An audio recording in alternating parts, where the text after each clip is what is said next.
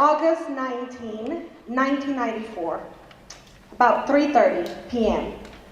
I'm ready to go home. Well, what I call home, an empty apartment.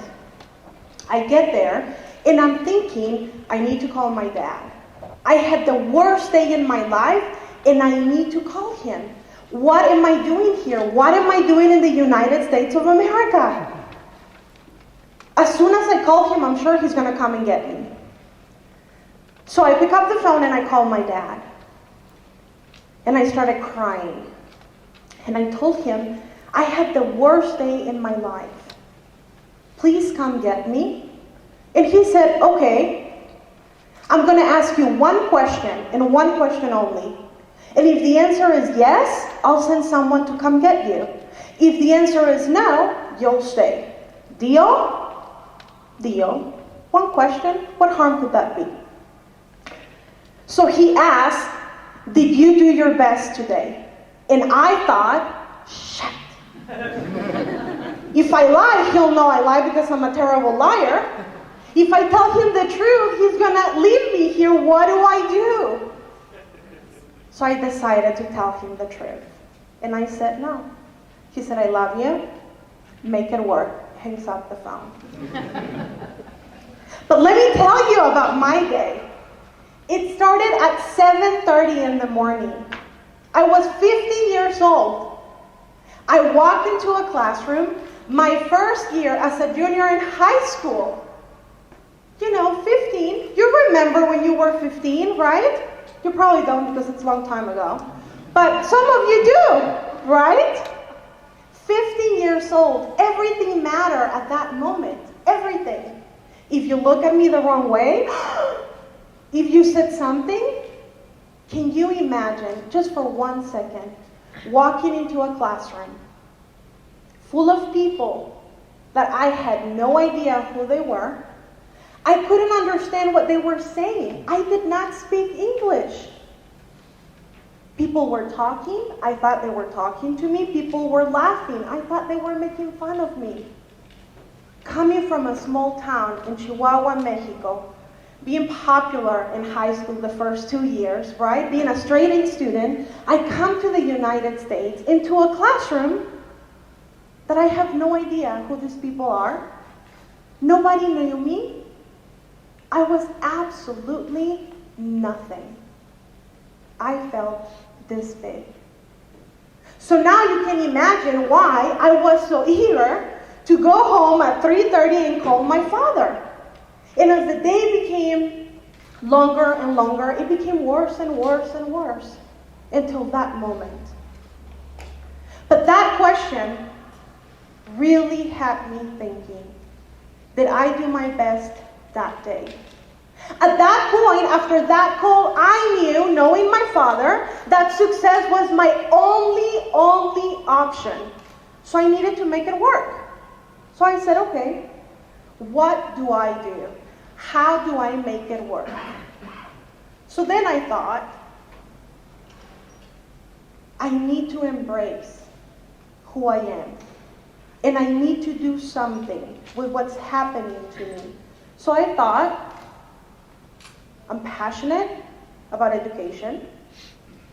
I've always taken risks in life. Obviously, I'm here.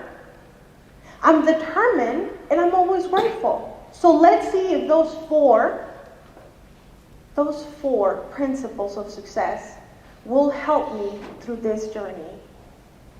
So back then I thought, since I was a little girl, I've always been passionate about developing, learning, about knowledge.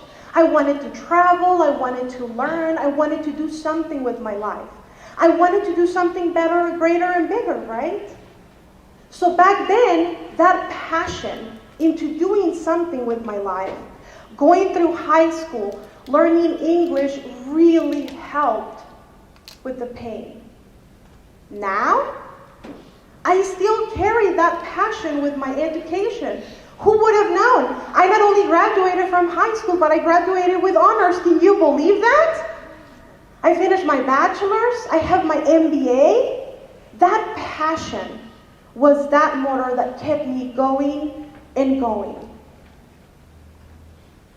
I've always taken risks.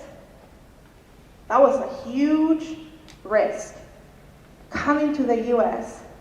Did I say I was 15 years old? I did, huh? I took a huge risk. Didn't speak English. I came into a new culture. I came into a new language. Without my parents, they were back in Mexico. My sisters were here, but... So I took that risk, and I did something with it. I took a risk, and right now, I still take a risk. I've overcome every possible stereotype you can imagine. Latina, no English. I'm sure she's going to end up in a drive-thru or cleaning houses. Don't get me wrong, there's nothing wrong with those jobs. But what's wrong is that if you have an opportunity and if you can do something with your life, you don't do it. That's wrong. Take a risk. I did 19 years ago. I took a huge risk. And today, I still take risks every day in my life. But if it's not because I try, and even though I'm afraid, and I was afraid, I still try, and I still do it. And I take risk after risk. Because if you don't try it, how are you going to know if you're going to be successful or not? Back then, I was determined. Oh boy, after that phone call, you better believe I was determined to learn English. And today, I have the same determination. I not only speak English, I speak Spanish, just in case you didn't know that was my first language. I speak Italian and I'm learning Arabic. All through those same principles. Back then, I was always grateful for every opportunity. I was grateful for the opportunity to be here in the US. I was grateful for the opportunity to go through that growing pain and learning from that. And today I'm grateful. And how I give back, I serve the community. I work with women's support groups. I work with teenagers. I work with couples. I'm a life coach. And I love doing that. That's my way of being grateful. I serve in church. I do all those wonderful things that I still love doing. So, you ask me, what were my 4 principles of success? Very simple. And I think you've heard this before. But when you think about it, the question is, do we embrace them? Do we do something with them? Passionate, determined, grateful, and do you take a risk, even when you're afraid? Success, I could ask you, what's your definition of success? I could ask you to think about it, and I could ask you to think about what you've been wanting to do that you have not done. My definition of success is very simple. It's to be happily successful and successfully happy. That's it. Happily successful and successfully happy. But enough about me. Let me tell you. About 5 years ago, at the Phoenix Convention Center, there was this huge concert that was happening. And people were talking about it because it was very controversial. So people were asking, what's going on with this concert? Oh my God, the musician is going to play a violin that it's $10 million. How much was the violin? $10 million. Can you imagine paying $10 million for a violin? I wouldn't pay that money. Would you? So, it was sold out. Everybody wanted to go and see what was this violin about. They got there, and just like here, everybody was here, nicely waiting for the musician. The musician comes out, the MC comes and presents him. Gets off stage, into the stage, gets the violin out of the case, and starts playing the most beautiful melody you and I can possibly imagine. The audience was in awe. So then he grabs the violin and starts destroying it in the floor. And people were like, what's going on? What is he doing? Tell your neighbor. What is she doing? Tell your neighbor. Oh my God, come on, work with me. Tell your neighbor. And people were talking just like now.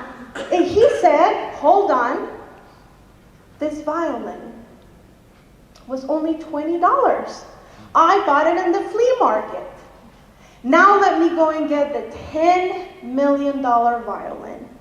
He goes backstage, comes back, takes it out of the case, and starts playing the exact same beautiful melody.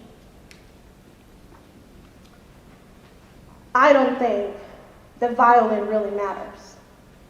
What matters is the hands that play the violin. What hands are playing your melody in life? I knew back then, 19 years ago, that I only had one option, knowing my father, and that option was to be successful, to follow my passion. That option was to be determined, to not give up. That option was to take a risk, regardless if I was afraid or not, and to always be grateful. What hands are playing your melody? I know success was my only option. So I ask you, tonight when you leave, what will be your option, your option, your option? I hope it's the same that I took. Thank you.